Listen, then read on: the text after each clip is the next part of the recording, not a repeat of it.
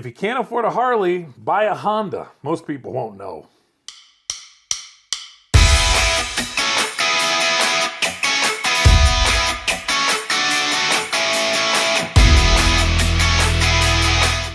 Hello and welcome to Best Motorcycle Roads. I'm Tom. And I'm Todd. Together we have over 65 years of combined motorcycling experience and 35 years of planning and riding motorcycle trips.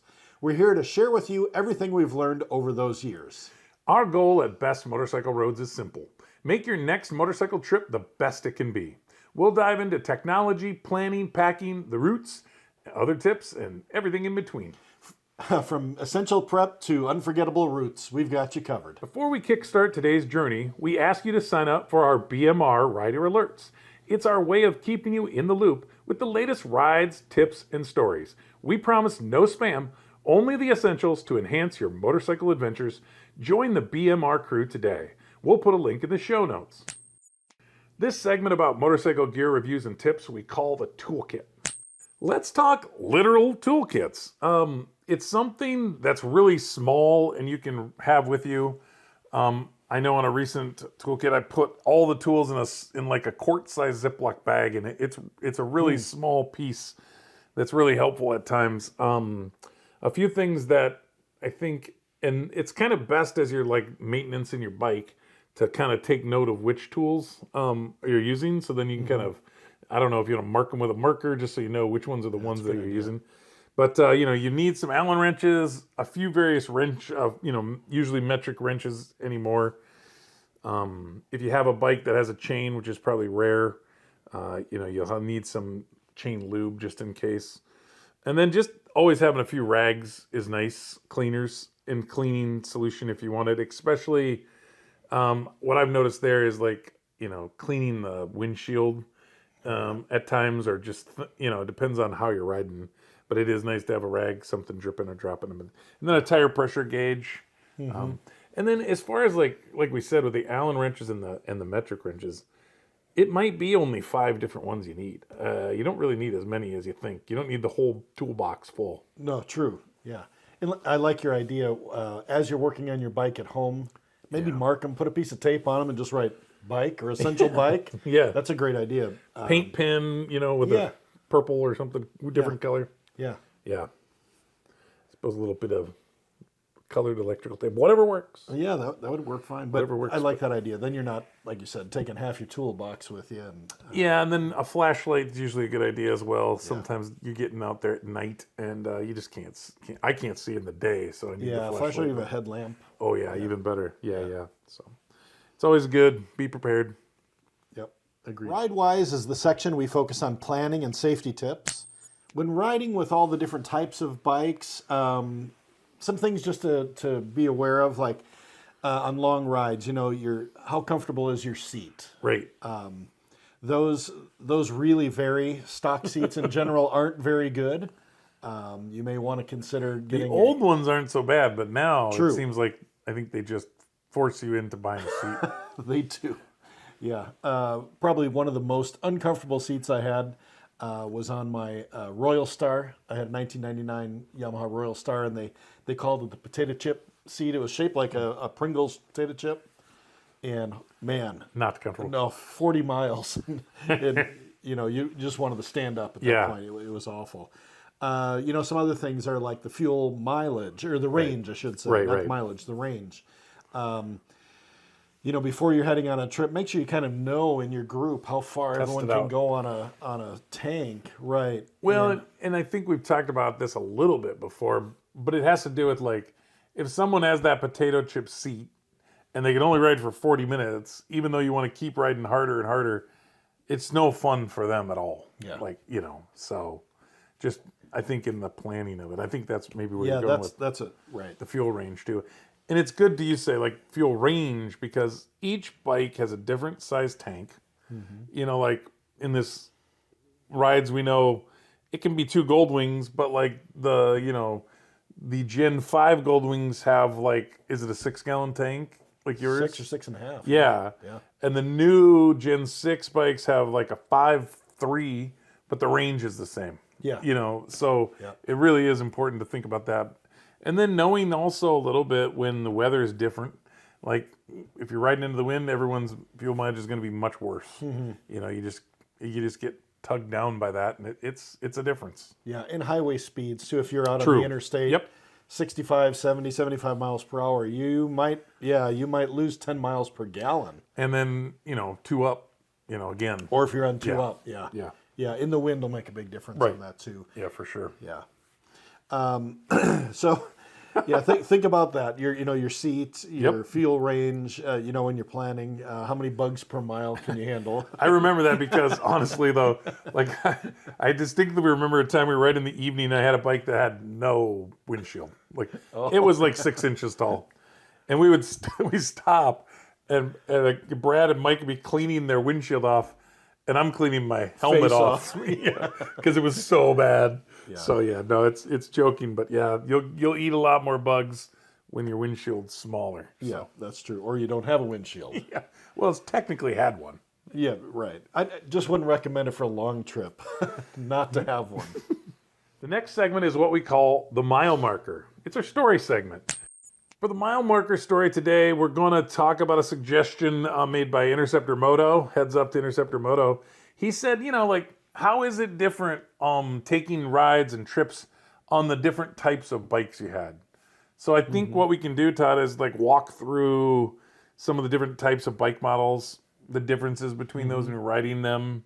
And of course, each one of these is going to vary because there's, in every type category, then there's a whole range of different bikes. But I thought we could start with like what I would call dual sport or adventure bike is another name for it. I've had a couple of V-Stroms. Those are nice bikes. They're usually kind of like a dual sport or adventure bike, kind of on off-road. One of the things that's funny when you talk about that is that like really thing that makes the dual sport is the tires. And so like if you're on something that's comfortable on the street, it's probably not going to be very effective if you get off the road. But there are some options there. So when you think about that, you're thinking about the V-Strom, you're thinking about the Kawasaki Versys, which is a little smaller version, and then all the kind of GS, BMW bikes are kind of adventure bikes now. The trip that I remember most, and I don't think you went with us this time, but we rode the south side of Lake Superior actually, and so there's a lot of it's interesting. They're technically sand roads, but they're really hard packed sand. But it's an interesting ride and kind of fun, and then there's, so we enjoyed that ride and we have some great pictures on the south side, which is a completely different look than when you're riding on the north side of Lake Superior. And that's pretty fun. But, there's a lot of great rides across the U.S. Wisconsin has what they call the Trans-Wisconsin Trail. A lot of Jeeps and ADV bikes go on that. There's the Trans-America Trail too, which lots of gravels, lots of off-road private party land that's been, asked, people have got permission. So, ADV riding is pretty cool. It's fun if you're into that sort of thing. A lot of times guys will camp when they're doing ADV riding. Sure. So it's just kind of like maybe one more step of outdoors than that. So that's what I think of a lot when I think of that adventure bike. So Yeah. yeah. Cool. The only two standard bikes, I guess, that I used fairly decent rides on is the FZ1, which is kind of it looks like a sport bike, but you're really sitting pretty square on that bike. First time we went around Lake Michigan, took that. I have no idea. It's not good for a guy my size to be riding that bike, period, let alone 1,000 miles. I remember seeing photos of you laying flat on your back in a parking lot trying to recover from... It was a 3-day trip. That was day 3. And I remember it's 10 o'clock in the morning. We stopped at just a gas station, and both Brad and I were just laying on the concrete thinking, we're as far away from home as we can be, dang near. And so, funny thing, I remember we got back on, and then it wasn't that bad on the way from there on, but rode that bike. My first time to the Tail Dragon was a standard with the original Honda Goldwing. Those were considered standards back then. Yeah. They technically didn't have factory bags yet. That was all aftermarket. So, standard's a great bike. It's comfortable. Feet are underneath your kind of straight underneath your seat. They're probably, the touring bikes are pretty comfortable. The standard bikes are probably like pretty nice bike to ride on, like universal. If you were just had to have one bike forever, maybe that'd be a good one to have. So Yeah. what about cruisers, Todd? Yeah, I think one of my first long multi-day trips anyway was on a cruiser. I think I mentioned already, the 99 Yamaha Royal Yep. Star. And I had the highway pegs, I had a windshield, I had, Yeah. bags on it, locking bags on the sides. But I think I had replaced the seat before that first trip. Maybe not. Maybe that's It's been a not while quickly ago. after. Yeah. But the problem with that bike, I found for the trips that we went on, we were, looking for twisty roads, of course. And that bike had a real heavy front end, Yeah. a big front tire. And I was really fatigued riding that bike through the twisties because I don't know how to describe this, but it would feel like the front end would want to just flop over. So I always felt like I was like really hanging on to the bike. Dive. It wanted to dive, yeah. And so you're almost like holding the handlebars from flopping into the corners like Right. that. And so I just remember like the end of the day is like neck tired, shoulders tired, arms tired, just from so much work. It was Yeah. just a lot of work. The center of gravity was probably a little higher on that bike too, because Right. it was like a V4 engine Yep. on that. So that didn't help. But even though there was a lot of storage, the good things were the bike had a lot of weight to it. So Yeah. on the highway, I didn't get blown around by trucks. And, Yeah. that kind of wind. I felt very planted on the road. I felt very safe, but it was not the best in the twisties for sure. Right. And it didn't have like a lot of pickup. I Right. mean, it was a little doggy. Yeah. But the heaviness I kind of enjoyed. Yeah. It felt real planted on the road. But man, it was a lot of work. Sure. On twisty days. So I also had a Honda Spirit. What'd they call that one? It was like a 2001. It was. Was it a Shadow? It might have been a Shadow Shadow Spirit? Spirit. Yeah. I think that's what it was. You're right. That was a V twin, but I didn't go on multi-day trips with that one, if I remember correctly. But the thing I didn't like about that one, I felt like I was on a John Deere tractor. It was like that. Put, put, put, put, put, put, put, put, put, put. Yeah, it was a V twin. Yeah. Not a lot of pickup. I don't know. I just didn't. I did feel like I was down in the bike though. It was a cruiser, swept back handlebars. You sat down low. Yep. You kind of lean back a little bit, feet out in front of you. So that was fine. Yeah. I didn't really care for the engine, I guess, the power on that. Yeah. Well, I mean, yeah. And then I think that would be the same. Most Harley Davidsons would fall into cruisers. And similar, I think they're going to be a little heavier topside. And I know Chris says that when we're riding, he works it when we're going through really heavy twisties. We took a ride, like a day ride, with a fellow that had a nice trike, a Harley trike. And man, you really have to, really work those. I'll bet. They're just less leaning, so you're more manhandling. True. So I know that we were up, we went up to like a La Crescent area. And he was like, "Oh, I'm ready for a break," and I was like, "Oh, I didn't think about that," So I know that, like you said, feels steady, feels beefy, nice in the bike feel. A little more work, Yeah, yeah, for sure. a little more Wow. work. And then I guess lastly is probably what you and I would consider the very best. It's just touring bikes. I think like the Indian. I think it's the Pursuit. The Ultra Glide Harley, the Honda Goldwing, those really fall into that touring bike. Yeah, the BMW is what. Some of the big 1600 or BMW, the something. K1600, and even the big GS 1200 Adventure is a very wide, comfortable bike, even though it's upright. So yeah, those I would call touring, and those are, I don't know. I mean, it's what you want on the road. Big windshield, big protection, heated everything's, A lot of power. Yeah. lots of power. Like we've been talking, I think, over the last few episodes, like Android Auto is starting to be, CarPlay, so you're having like phone connections, put the phone in the back, you get a nice screen. I mean, they're just becoming more advanced technologically as well. I think that's where you're seeing more technology show up on the touring bikes built-in as well. GPS. Yeah, all that stuff. Yeah. It's pretty cool.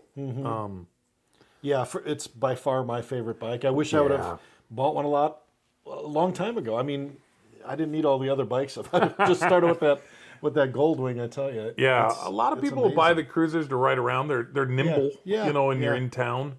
They'll, some of them just a lot less bags and weights, and a lot of people get conscious about the tail bags, and I always say tail bag's great until I get to Menards or I get to the grocery store and I put 2 gallons of milk and a whole bunch of groceries and they're all inside. I mean, I don't know.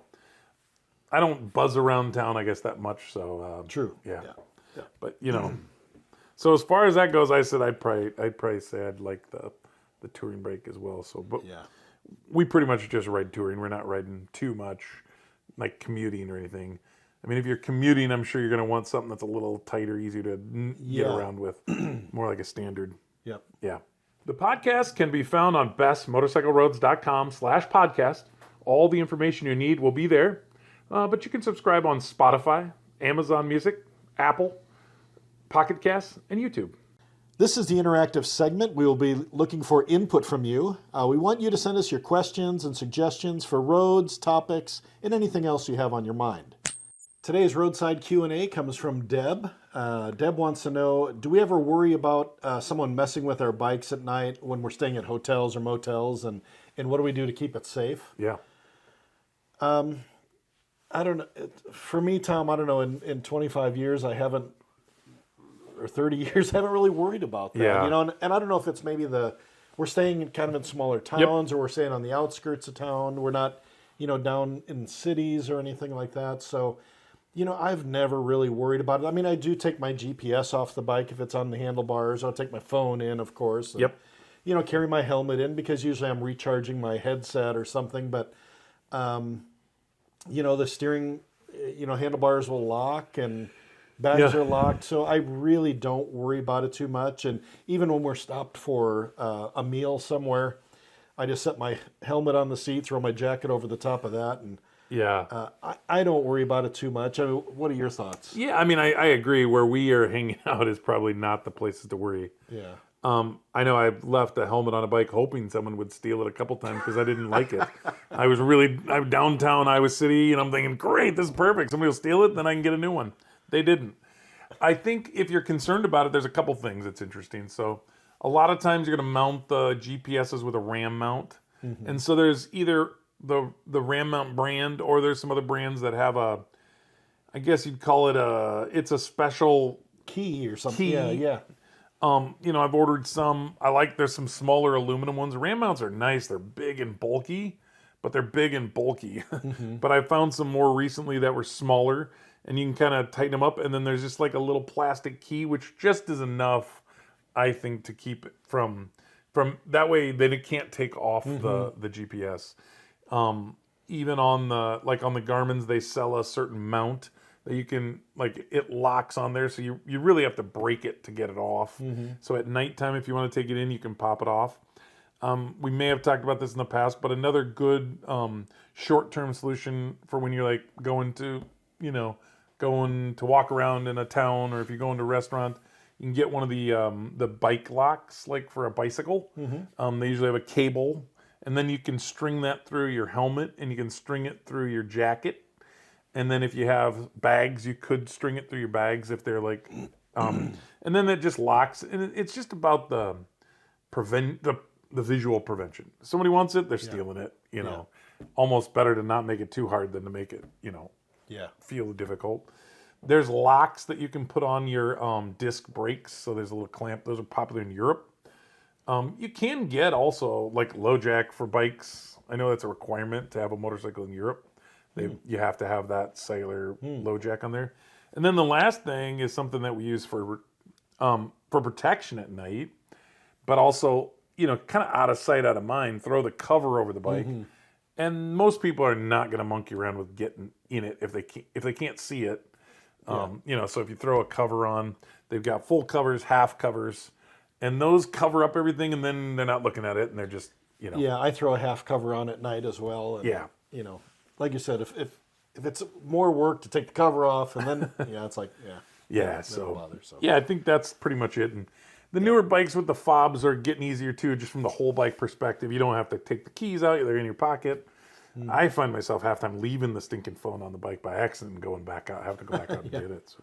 Now it's time for the last mile. It's our way to close the episode with our reflections. Todd, if you want me to go first, I sure can.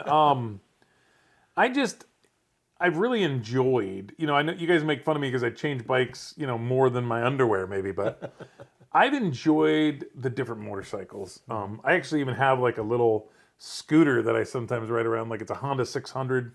They're a 1-speed, I think it's fun just to experience all the different bikes.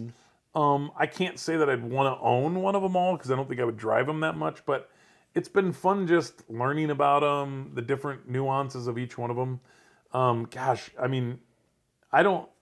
Outside of really enjoying the long distance rides on the Goldwing, they're all fun to ride. I mean, they all just have a different thing. And, we were joking about the windshield, but the longest to date still, I think, ride we've ever done, I took that old 78 Goldwing to the Tail of Dragon, and the windshield is about, the size of a pie plate, so it's just fun. And that kind of even reminds me of a story when we were there, and I may have told this before, but we met this old guy, and he had an old Kawasaki, bike and a bubble windshield, and it was just fun. Like, that guy was just enjoying life, and I don't know, it's a joke or not, but the worst day riding a motorcycle sometimes feels like the best day not. And so for me, it's just enjoying them all, but, it's fun. Yeah.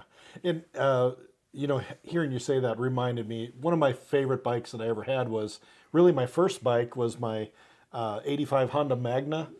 That's the kind of bike I sort of learned on. I mean, I learned before that, but that was the first bike I owned, and it was just fast, super fast.